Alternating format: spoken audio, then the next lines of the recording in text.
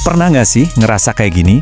Udah seharian scrolling, nonton macam-macam video, baca puluhan artikel, pas malam kepala rasanya penuh, tapi kok nggak ngerasa lebih bijaksana ya?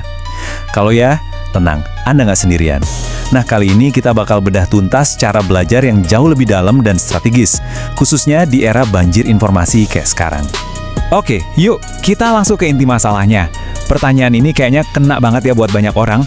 Kita tuh seolah-olah terus-menerus makan konten, tapi pertanyaannya, kenapa semua pengetahuan itu rasanya cuma numpang lewat? Nggak ada yang benar-benar nyangkut dan ngebentuk pemahaman yang utuh gitu. Nah, ini dia tantangan terbesarnya. Ada yang nyebut fenomena ini brain rot atau ya pembusukan otak.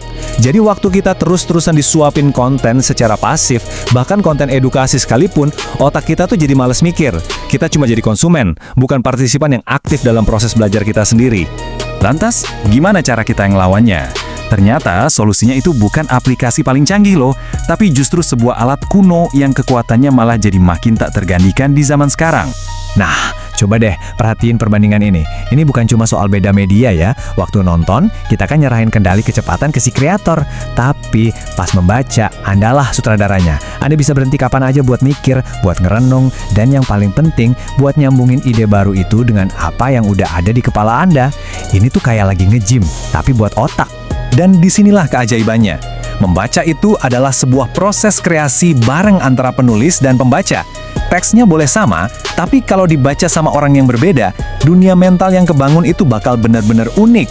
Anda bukan lagi sekedar penonton, Anda itu arsitek dari pemahaman yang Anda bangun sendiri. Keren kan? Keterampilan-keterampilan inilah fondasinya. Ini bukan lagi soal apa yang Anda pikirkan, tapi bagaimana Anda berpikir. Waktu kita membaca, otak kita tuh dipaksa buat nyusun ulang argumen, ngikutin alur logika, dan ngisi bagian yang kosong pakai imajinasi.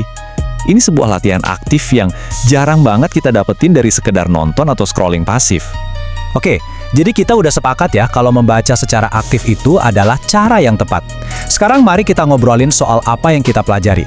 Karena faktanya nggak semua pengetahuan itu diciptakan setara. Metafora pohon ini pas banget loh. Banyak dari kita tanpa sadar ngabisin waktu cuma buat ngumpulin daun. Fakta-fakta acak yang kedengarannya keren, tapi kita lupa membangun batang dan cabang yang kokoh buat nopang semuanya. Ini nih contoh daun-daun yang sering kita kumpulin. Seru sih buat obrolan ringan, tapi coba deh perhatiin. Semua ini tuh nggak nyambung satu sama lain. Ini cuma serpihan-serpihan informasi yang nggak ngebentuk sebuah gambaran besar yang utuh. Coba deh kita refleksi bentar. Apakah pengetahuan yang udah Anda kumpulin selama ini beneran ngebantu Anda buat navigasi dunia dengan lebih baik? Atau jangan-jangan cuma bikin Anda jagoan di kuis pengetahuan umum? Apakah itu sebuah peta? Atau cuma koleksi perangko yang indah tapi ya kepisah-pisah? Tapi tenang, kabar baiknya ada jalan keluarnya. Kuncinya itu bukan berhenti belajar, tapi mengubah strategi. Daripada kita terus-terusan berburu daun yang jatuh, kita bisa mulai fokus buat numbuhin batang pohon pengetahuan kita sendiri. Nah, ini dia ide besarnya. Domain pengetahuan strategis itu adalah ilmu-ilmu inti yang prinsip dasarnya berlaku di mana-mana.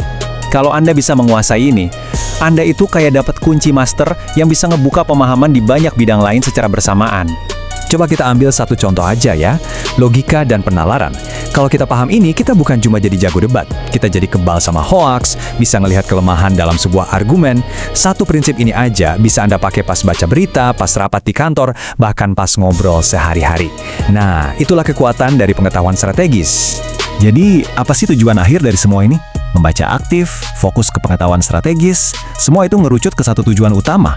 Membangun aset paling berharga yang bisa kita miliki. Coba deh bayangin ini sebagai Google Maps untuk hidup Anda. Peta inilah yang memandu setiap keputusan yang Anda buat.